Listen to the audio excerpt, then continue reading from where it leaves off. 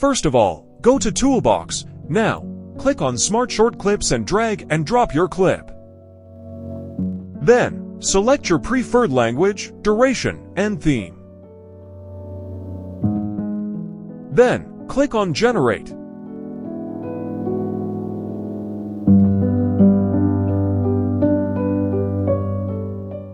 Wait for a few minutes.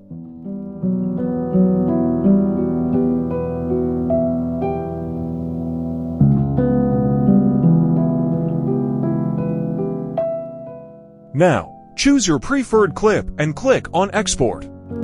Then, scroll down and enable Schedule option. Here you can select the date and time for your upload.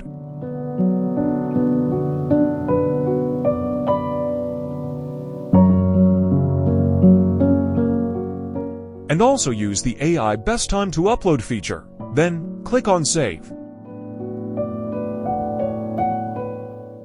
That's it.